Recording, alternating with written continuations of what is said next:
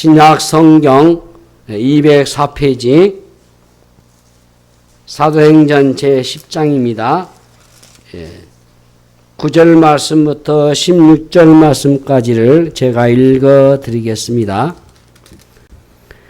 이튿날 그들이 길을 가다가 그 성에 가까이 갔을 그때에 베드로가 기도하려고 지붕에 올라가니 그 시각은 제6시더라.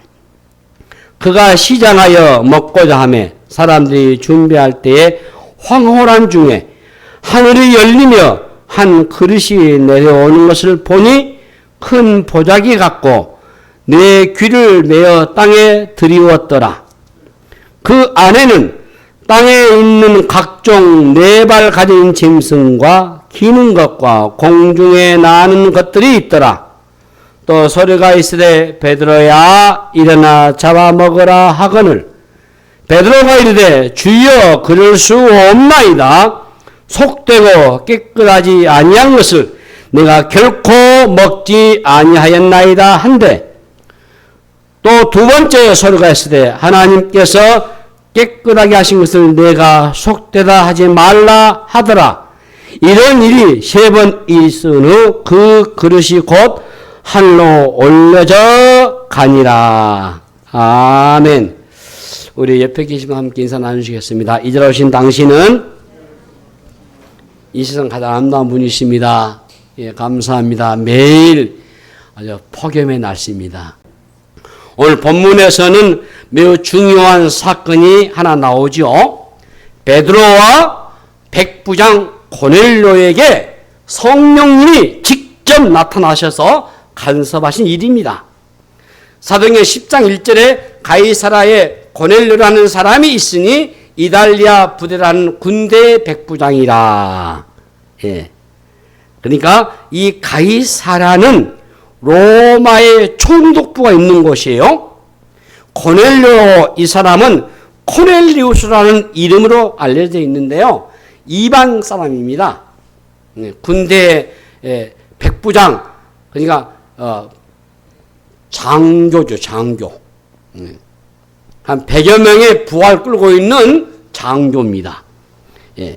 그런데 놀라운 것은 이미 로마에 복음이 들어가 있었다라는 것입니다. 여러분 혹시 기회 되면은 혹시 여러분 성지순례할 때 스페인을 한번 가보시면 좋겠어요. 그 당시는 이 땅의 마무리, 이 땅의 지구상의 마지막 땅이 스페인, 지금의 스페인, 예, 땅 끝이라 하는 그곳에 참 그곳에 많은 우리 종교 유적지, 성지 순례들이 많습니다.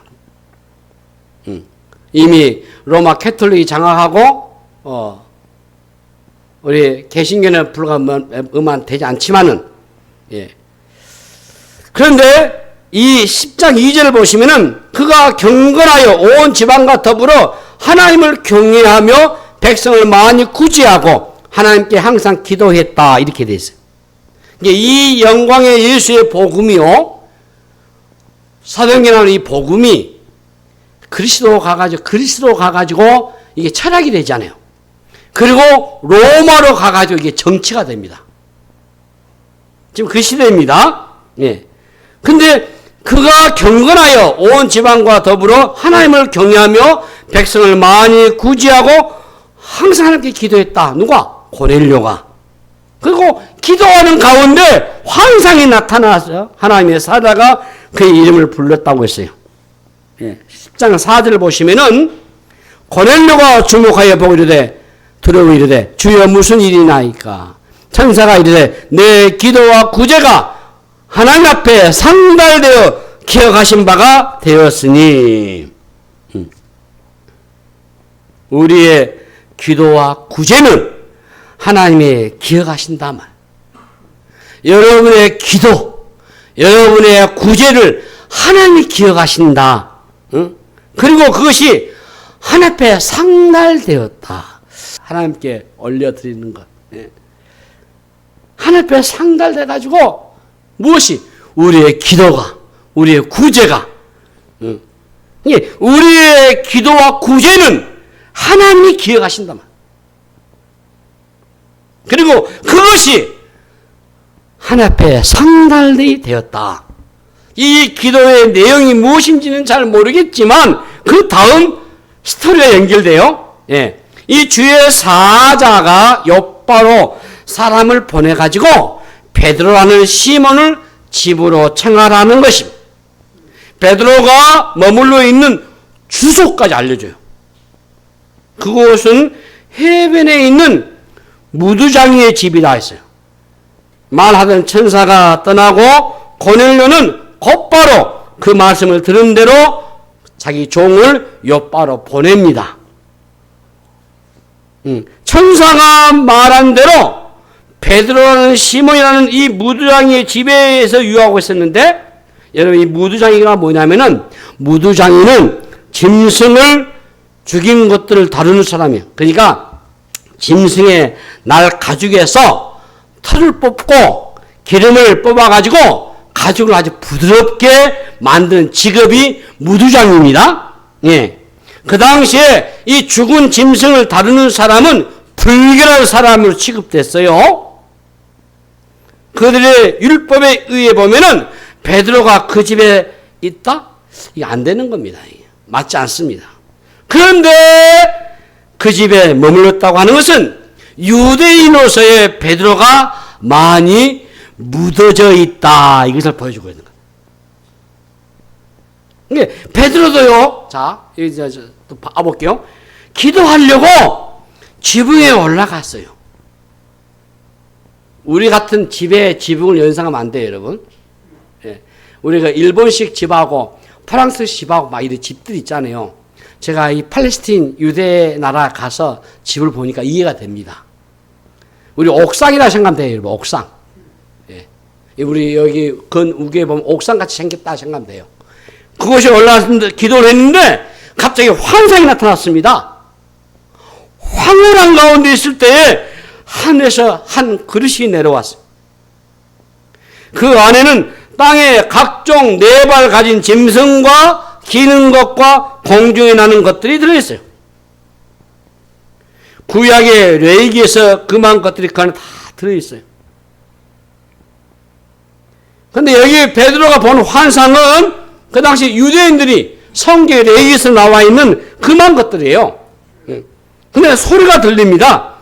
베드로야 14절에 보시면은 베드로에 주여 그럴 수 없나이다 나오는데 속되어 그 앞에 베드로 일어나 잡아먹어라 13절에 베드로야 너 잡아먹어라. 베드로가 반응이 14절에 그럴 수 없습니다. 속되고 끼까지 아니한 것을 내가 결코 먹지 않겠습니다. 단호하게 거절해요. 또다시 음성이 들려요. 그 다음에 15절에 두 번째 소리였어요. 하나님께서 깨끗하게 하신 것을 네가 속되도 하지 말라 하더라. 16절에 이런 일이 세 번 있은 후 그 그릇이 곧 하늘로 올라갔다 했어. 그러니까 하나님께서 깨끗하게 하신 것을 네가 속되게 하지 말라. 무려 세 번이나 반복하고 보자기가 하늘로 올라가 버려요. 하나님이 보여주신 의미심장한 하나의 환상입니다. 주의 사자가 나타나가지고 이것을 먹으라고 했는데 베드로는 못 먹겠다. 응? 못 먹겠다. 응? 잡아먹어라. 못 먹겠습니다. 베드로는 유대인으로서 지금까지 그가 쭉 살아온 동안 한 번도 먹어본 적이 없는 것이요. 오랫동안 베드로가 지켜왔던 종교적인 습관이죠. 유대교회. 그래서 베드로가 그럴 수 없습니다 라고 한 겁니다. 자, 형용 모순이죠. 종은 절대 복종해야 되는데 무려 세 번이나 환상을 보여주신 것은 하나님의 강력한 의지가 그 안에 담겨 있지 않겠습니까? 그럼에도 베드로 완강하게 거부하죠. 속되고 깨끗하지 아니한 것은 내가 결코 먹을 수 없다라고 한 것입니다. 자, 여러분, 깨끗하다, 속되다 하는 것은 하나님이 판단하신 거예요. 마태복음 16장 22절 말씀 보시면은 베드로가 예수를 붙들고 항변에 이르되 주여 그리 마옵소서 일이 결코 주께 미치지 아니하리이다. 참 베드로 이 말씀 하나만 보더라도 자아가 얼마나 강한지 몰라. 예수님이 십자가를 죽는다 하니까 주여 결코 이 일이 있어서는 안 됩니다. 자존심도 강하고 자기 신념도 강하고 그것도 깨부술 수가 없어요. 예. 자기가 알고 있는 것에 대한 너무 지나친 확신이지 않겠어요? 우리가 대화를 하다 보면은 활짝 열려있는 사람도 있고 닫혀있는 사람도 있어요. 열려있는 사람과는 좀 소통이 되지만은 탁 닫혀버린 사람은요, 대화를 해도 답답해요. 지 말만 해버려. 일방통행이에요. 그러면 다음에는 대화가 안 돼요. 여러분, 기도가 무엇입니까? 기도할 때 가장 중요한 것은 우리가 하나님께 아뢰는 것이기도 하지만은 하나님의 뜻을 묻기도 하는 거, 묻는 것이 기도거든요. 예. 하나님께 내가 아뢰는 거, 그리고 하나님 뜻을 묻는 거, 이게 기도잖아요. 자, 베드로가 지금 환상 중에 나타난 하나님의 뜻을 어때요? 거절한 거죠. 하나님의 뜻을 묻지 않습니다. 한 번쯤은, 그럼 무려 3번이나 했으니까 한 번쯤은 좀 고민해야 되지 않겠어요? 하나님 뜻이 무엇입니까? 내게 좀 깨닫게 해주십시오. 그러면 제가 순종하겠습니다. 막 그래야 옳지 않겠습니까? 여러분 같으면은 분명히 그랬을 거예요. 3번이나 보여줬으니까. 그런데 그는 이미 딱 결론을 가지고 있어요. 그럴 수 없다이다, 주여. 절대 안 됩니다. 3번이나 보여주신 그 환상에 동일하게 하나님 뜻을 묵살해버린 거죠. 이게 10장 17절 말씀이에요. 사도행전. 자, 베드로가 본바 환상이 무슨 뜻인지 속으로 의아해하더니 마침 고넬료가 보내는 사람들이 시몬의 집을 찾아 문 밖에 섰다 했어요. 베드로는 환상의 의미를 알고 싶어 했겠죠. 바로 그때 고넬료가 보내는 사람들이 이 시몬을 찾아온 겁니다. 이게 10장 19절부터 베드로가 그 환상에 대해 생각할 때에 성령께서 그에게 말씀하시되 보라 두 사람이 너를 찾으니 일어나 내가 의심하지 말고 함께 가라. 내가 그들을 보내었느니라 하시니 했어요. 그러니까 성령님께서 베드로에게 구체적으로 가르쳐 주신 거예요. 자, 다시 우리가 본다면은 고넬료가 본 환상과 베드로가 본 환상이 그 시기에 딱 맞죠. 베드로는 이 환상이 고넬료의 집으로 가라라는 것을 알게 되는 거죠. 그래서 베드로는 곧바로 그 사람들과 함께 고넬료의 집으로 갑니다. 여러분, 이게 우연이 아니죠. 어떻게 이걸 우연이라 하겠습니까? 로마의 군인인 고넬료와 유대인인 베드로가 만났다? 이게 있을 수 없는 일이에요. 그런데 가능성이 전혀 없지만 고넬료가 보는 환상, 베드로가 보는 환상을 통해서 지금 이 사건이 만나요. 결코 만날 수 없는 두 사람이 지금 만난 겁니다. 베드로와 고넬료가 본 환상이 그대로 이루어지고 있어요. 고넬료와 함께 사람들이 베드로를 기다리고 있어요. 베드로는 자신이 찾아온 경위를 쭉 얘기를 해요. 사실 유대인으로서 이방인과 교제하며 가까이 간다. 이것은 법을 어긴 겁니다. 이 법이에요. 그런데 하나님께서 지시하셨기 때문에 내가 당신들에게 왔습니다. 그 말입니다. 그러니까 고넬료가 이렇게 대하며 나흘 전에 이맘때쯤에 기도하는데 갑자기 빛난 옷을 입은 한 사람이 내게 말하기를 당신이 있는 것을 알려주어 가지고 내가 내 종을 당신께 보냈습니다. 당신이 하는 말을 듣고자 지금 우리가 여기 모여 있습니다. 우리는 하나님을 믿고는 있지만은 좀 더 알고 싶습니다. 응? 자, 여기에서 베드로는 자기가 보는 그 환상의 의미가 무엇인지를 이때야 깨닫게 되는 거죠.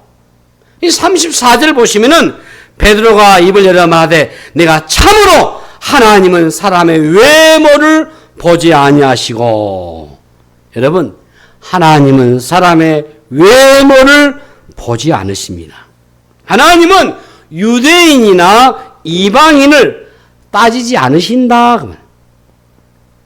35절 말씀 보면 각 나라 중 하나님을 경외하며 의를 행하는 사람은 다 받으시는 줄 깨달았도다. 자, 새로운 시대가 열린 거죠. 베드로가 말씀을 전할 때에 이방인에게도 이 성령님이 임해요. 예. 그런 의미에서 오순절날 성령 강림이 굉장히 중요해요. 우리 신학의 교회가 그때 탄생한 거 아니에요? 유대인들에게만 아니고 이제는 이방인들에게도 이 성령이 부어지고 이방인들이 예수를 믿는 역사가 일어난 겁니다. 베드로가 가지고 있던 이 편견, 이 선입견, 편견의 벽이 무너지고 있는 순간이에요. 그의 견고한 선입견이 깨지는 거예요. 자신이 알고 있는 것과 전혀 다른 역사가 펼쳐지는 것을 보고 놀라워. 성령이 모든 사람에게 내려오셔요. 사실 이미 베드로가 성령 충만한 상태 가운데서 설교했잖아요. 요엘 선지자의 예언을 언급했잖아요. 성령이 모든 육체에 부어질 것이라고 설교했잖아요. 그 설교가 지금 이루어지고 있다 그 말이에요. 하나님이 베드로에게 보여주신 이 환상의 의미가 무엇인지 분명해졌어요. 베드로가 왜 처음에 하나님이 보여주신 그 환상의 거부 반응을 보였겠습니까? 그가 가지고 있는 고정관념, 그 선입견 때문이에요. 이게 굉장히 위험합니다. 그렇다면 이 선입견이 어디서부터 왔습니까? 그가 갖고 있는 세계관이에요. 그게 가치예요. 누구나 자신 안에 만들어진 세계관이 다 있어요. 사람들은 자기가 가진 그 세계관에 따라서 사물을 보고 해석하지요. 세계관이 하루아침에 만들어지는 게 아니죠. 오랫동안 만들어진 세계관이 얼마나 견고하겠습니까? 예. 이 세계관은 하나의 관점을 가지고 있는데요. 하나의 사물과 사건을 바라보지만은 모두가 다 다르게 보는 것이에요. 이견이 생기는 이유는 다 같이 보고 있지만은 바라보는 관점이 다르기 때문에 그래요. 이 세계관에 영향을 주는 것들이 참 많아요. 그 가운데 특별히 이 종교나 신앙은 아주 강력한 영향을 끼쳐요. 우리가 가지고 있는 이 믿음은 세계관에 아주 지대한 영향을 주게 돼 있어요. 그래서 그 세계관에 의해서 형성된 확신이 어떤 결정을 할 때에 결정적인 영향을 줘버려요. 그래서 이 종교적인 확신은 견고한 벽이 될 수밖에 없어요. 이걸 깨기 어려워요. 그래서 저 사이비의 이단으로 넘어가게 되는 거예요. 견고한 벽입니다. 베드로의 세계관은 유대주의의 배경을 갖고 있어요. 원래 그곳에 지어 자랐고 익숙하잖아요. 살아왔고. 그래서 예수를 만났잖아요. 그리고 이제 복음을 들었잖아요. 그 예수님이 돌아가셨어요. 성령이 임하셔가지고 입으로는 설교를 하지만은 안 믿어지는 거예요, 이게. 그 유대주의에서 안 벗어나시는 거예요, 이게. 유대주의는 아주 배타성이 강합니다. 유대인이 아닌 이방인에 대한 편견이 매우 많아요, 여러분. 유대인들은 아주 우월 속에 삽니다. 그래서 다른 민족을 무시해요. 지금도 마찬가지예요, 여러분. 그리고 그들은 혈통을 아주 중요하게 여깁니다. 정통 유대인들은 유대인이 아닌 사람과 만나는 것조차도 꺼려요. 무시하고 혐오하고. 예수님 당시 때도 그랬잖아요. 예. 이 아래쪽에 예루살렘 쪽에서요, 북쪽에 헐물 쪽으로 가려면 중간 지역이 사마리아입니다. 그리 지나가야 되는데 사마리아를 이방으로 여기가지고 못 가게 해요. 그래서 다 돌아서 갑니다. 바다로서 지중해로 돌아갑니다. 근데 예수님은 사마리아 가잖아요. 그 깨시기 위해서. 그만큼 그들의 고정관념, 사마리아 사람들을 짐승으로 여겨요. 개같이 여겨요. 상대하지 않습니다. 그 여인을 만날 때도 그 여인이 정오에 물길 나오죠. 이 38, 9도, 40도 되는 이 뜨거운 데 누가 물길에 나오겠습니까? 사람 안 만나려고. 사람 피하려고. 근데 예수님 그때 그 여인을 만나서 수가성에서 그 여인에게 복음을 전하잖아요. 너희들이 주는 물은 목마르지만 내가 주는 물은 영원히 목마를 것이다. 그 여인이 예수를 만나고 와서 그 성에 들어가서 예수가 메시아다! 그리스도라고 증거하잖아요. 그들의 고정관념 굉장히 철저히 배타죠. 어제 오늘 만드신 게 아니고 그들의 역사 속에 이게 형성되어 왔어요. 문제는요, 여기 있어요. 이 복음을 받아들이면서도 우리가 예수 믿고 있는 사람도요, 이 세계관이 바뀌지 않는 거예요. 반드시 예수를 믿게 되면 바꿔줘야 돼요. 변화가 되셔야 돼. 그런데 안 바꿔져. 제가 늘 즐겨 많은 예수님 앞에 계셔도 안 믿어요. 아마 안 믿을 거예요. 그런다고 본인이 너희 믿는다 말하거든. 베드로가 사도로서 얼마나 성령이 충만했습니까, 여러분? 그런데 여전히 지금도 유대인의 가진 편견에서 자유롭지 않다. 그만큼 유대교의 전통의 벽이 높았어요. 닫힌 세계관이요. 무려 3번이나 환상을 보았음에도 그 편견, 그 고집이 얼마나 센지를 보여주는 거죠. 오늘 또 여전히 이 편견이 넘쳐나고 있어요. 민족 간의 편견이 있어요. 인종주의가 존재해요. 역사를 보게 되면 다양한 형태의 인종 갈등에 대한 비극들이 벌어졌어요. 피부색이나 얼굴 생김새 등 같은 차이로 인해서 인종 갈등이 격화돼가지고 이게 전쟁으로 이어져요. 제2차 세계대전 때 독일은 자신들을 우월한 민족으로 그리고 유대인들을 열등한 민족으로 규정해가지고 홀로코스트를 자행해서 600만 명에 이르는 유대인들을 학살했어요. 네? 1990년대 초에도요, 유고 연방이 해체되면서 보스니아 내전이 일어나가지고 보스니아 내 세르비아계와 무슬림과 크로아티아계에 대한 대규모 학살이 일어났어요. 그 외에도 코소보 사태랄지, 캄보디아의 킬링필드랄지, 인도네시아의 동티모르 학살이랄지, 수단이 내전되죠. 루안다가 내전이 있죠.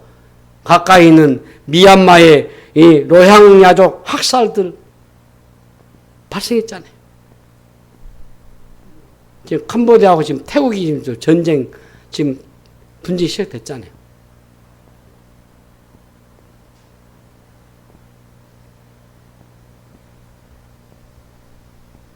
지금 태국이랄지 캄보디아 여행 가는 걸 국가에서 지금 못하게 하잖아요.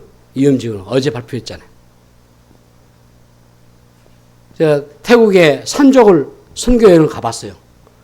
우리나라 산하고 비교가 안 돼요. 우리 광주 제일 높은 무등산이 비교가 안 돼요. 무등산 참 좋은 산이에요. 그 산족에 오지 들어가면요, 들어갈 수 없어요. 차로 해서 해발 3,000m 쭉 올라가는데요. 그곳에 여러 민족이 살고 있어요. 학설에 의하면은 고려 때 우리 민족이 흘러들어가는 흔적이 있어요. 거기만 있는 게 아니죠. 사실 터키도 마찬가지지만은 몽골 침입할 때 우리 민족들 많이 그쪽으로 왔어요. 그래서 터키와 우리하고 지금은 이제 터키란 말을 쓰지 않지만은 사람도 많아요. 그래서 우리가 주민도 번호 없는 사람 많아요. 그곳에 선교사님들이 복음을 전해서 예수 믿게 만들고, 그리고 내려보내가지고 주민등록증을 만들고, 그래서 사람 대접받아요. 그래서 11살, 12살씩 가고 장가가고, 그래서 28, 9 다 죽어요. 왜? 어릴 때부터 다 마약하기 때문에. 그 쟤들 만나는 사람은 어린 아이들은 다 이가 없어요. 양귀비를 계속 먹기 때문에 이가 다 빠져버려요. 근데 그 국경, 캄보디아하고 그쪽에 지금 전쟁이 시작됐더라고요. 빨리 끝나야 될 텐데. 편견이 얼마나 무서운지 몰라요. 이게 인종주의로 가고, 이게 집단화되면 폭력성을 띠고 대규모 학살을 일어내. 우리나라는 어떻습니까? 우리나라는 큰 나라가 아니에요. 아주 좁은 땅이에요. 예.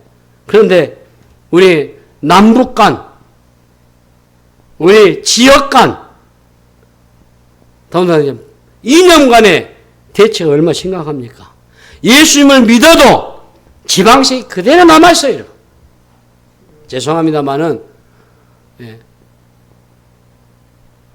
경상도에서 전라도 와서 목회를 해도요, 전라도 사람들은 경상도 목회하기 어려워요. 제가 대구에서 한 석 달 살아봤습니다. 청년 때, 그 교회 갈 때, 제가 대구 수성교회 다녔어요. 그 수성교회 제가 잊지 못하죠. 예수 믿는 사람이기 때문에. 그런데 참, 그렇구나. 그때 제가 신학이 전이기 때문에.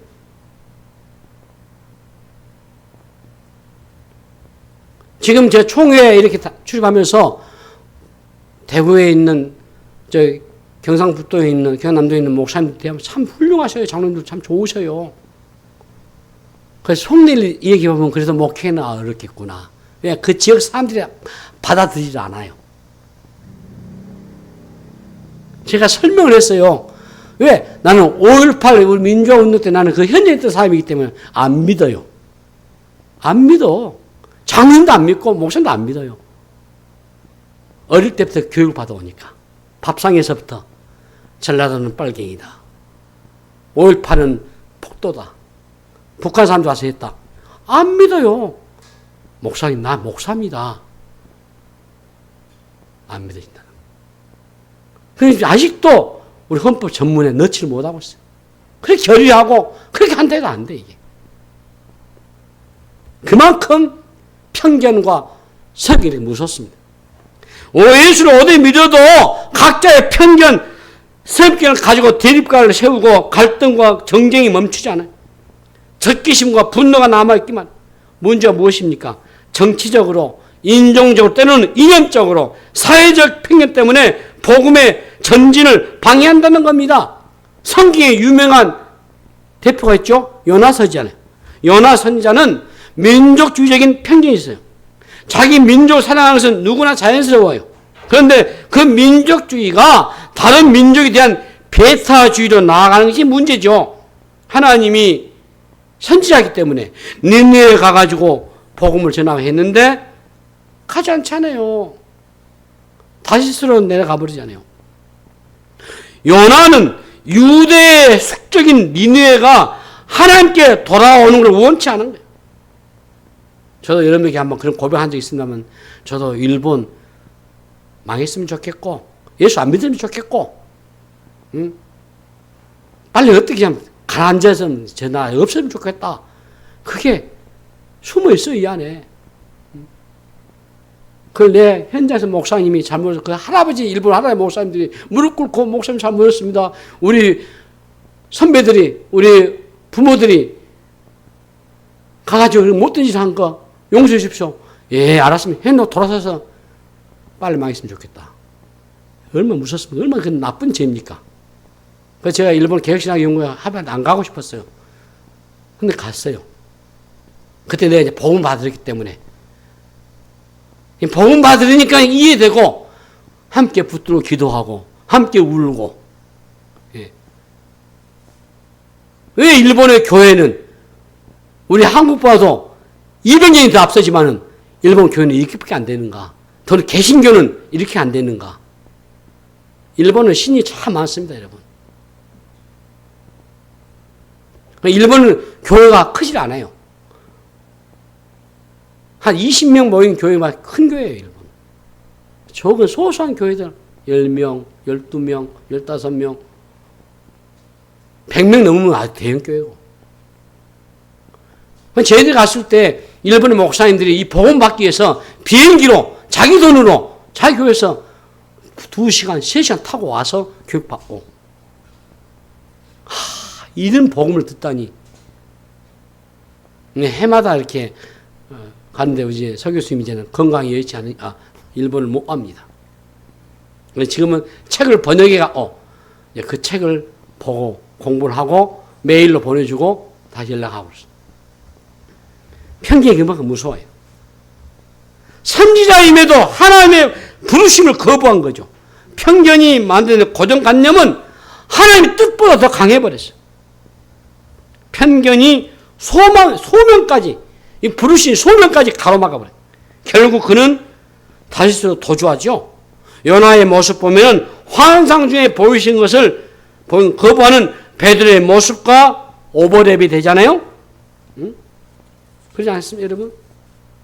이 민족적인 편견들로 인해서 서로 저주하고 상처를 주고받던 것을 치유하는 날은 새날이 올 때 주의 재림으로 새 땅이 임할 때만 가능하지 않겠나.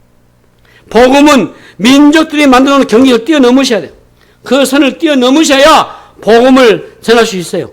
예수의 이 복음은 우리의 영적인 시야를 넓혀줘요. 하나님은 인간이 만들어준 그런 기준과 장벽을 무너뜨리셔요. 이 편견과 편협된 세계관을 깨뜨리셔요. 유대인들의 정결법에는 음식에 대한 구별이 엄격했습니다. 이제는 더 이상 먹을 것과 먹지 못할 것을 구별하지 말라라는 것이에요. 하나님은 한 부족의 신이 아니잖아요. 온 인류의 하나님이시잖아요. 하나님이 이스라엘을 부르신 이유는 이스라엘을 통해서 열방을 구원하기 위해서였어요. 베드로는 이제 새로운 경험을 하게 되는 겁니다. 이전에 몰랐던 세계가 열리는 것을 보았어요.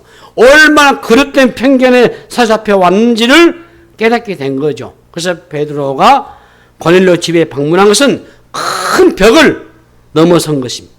이 베드로의 영적인 시야가 넓어진 거죠. 아주 중요한 전환점이에요.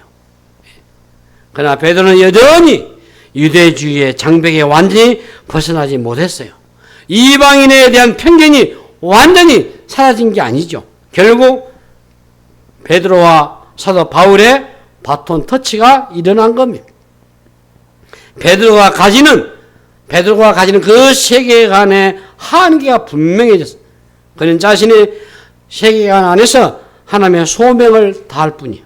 하나님은 이제는 바울이라는 인물 준비해가지고 놓으셔서 일찍부터 이방의 문화 속에 살게 한 거지. 이 로마의 시민권을 바울이 갖고 있었잖아요. 열린 세계를 가지는 그가 문화를 넘어서는 경험을 하게 됩니다. 그래서 사도 바울이 회심한 이후에 아라비아로 가고 약 3년의 세월을 그곳에서 보내요. 그 역시도 또 다른 한계가 있었는데 이 율법주의적인 배경을 가지고 있었잖아요. 그가 예수 믿는 사람을 잡아 가두고 죽이는 일에 앞장섰던 것도 사실 율법주의적인 배경의 한 몫을 했던 거예요. 그런데 아라비아에서 보낸 3년 동안 복음 중심의 세계관으로 돌려놓고 바울을 세계 선교의 현장으로 우리 하나님이 투입시킨 거죠. 그럼으로써 세계관이 매우 중요하다. 예. 여러분, 이 세계관은요, 교회를 오래 다녔어도요, 바뀌지 않습니다, 여러분. 은혜 받았다고 해서 이게 바뀐 게 아니에요, 여러분. 많은 경우에는 살던 대로 삽니다. 사도행전 전반부는 그래서 베드로의 활약이 있지만은 생각보다 짧게 끝나버려요. 네. 그만큼은 세계관의 한계죠. 사도행전은 결국 바울의 얘기로 끌고 가는 주역이 될 수밖에 없어요. 이 복음은 넓은 세계관을 가진 사람들을 사용할 수밖에 없어요. 복음의 성격 자체가 갇혀 있는 것이 아니기 때문에 복음의 스케줄이 굉장히 커요, 여러분. 예수를 믿을수록 우리가 쌓아놓은 그 벽을 함으로 뚫으셔야 돼요. 이전에 가지고 있던 이 편견과 아집과 고집을 깨뜨리는 작업을 하셔야 돼요. 예수를 믿는데 속이 좁아지고 있다면은 분명히 예수 잘못 믿는 거죠. 복음은 우리의 안목과 관점을 넓혀주는 거예요. 예수님은 갈릴리를 벗어나 본 적이 없는 분이시지만 이미 모든 민족을 제자로 삼는 비전을 주님 말씀하신 거예요. 그래서 하나님의 복음은 독점 금지입니다. 이 비즈니스 세계는 독점하는 기업들이 있잖아요. 근데 복음 아니잖아요. 만민에게 열려져 있어요, 여러분. 어떤 조언도 달지 않습니다. 하나님은 열려있는 사람을 사용하셔요. 생각이 너무 좁고 관점이 협소하면은 하나님이 쓰지 않습니다. 여러분. 말씀을 듣고 훈련을 받는데도 나중에 보면은 지 고집대로 하죠. 자신이 만들어 놓은 생각 틀을 깨려고 하지는 않습니다. 자기의 세계에 벗어나려고 하지 않아요. 우물 안에 갇힌 개구리가 되는 거죠. 우물 안에 있는 개구리에게 바다를 설명해 줄 수가 없잖아요. 자, 요즘은 우리 정보가 흘러 넘칩니다. 여러분. 그러나 정보는 얼마든지 여러분 조작될 수 있어요. 여러분. 이 정보 사회에 정보가 넘치는 것 같지만은 사실은 정보가 차단된 삶을 살 수밖에 없어요. 내가 듣고 싶은 것만 듣고 내가 보고 싶은 것만 보고 자기라고 하는 이 성벽을 높이 쌓아가는 거예요.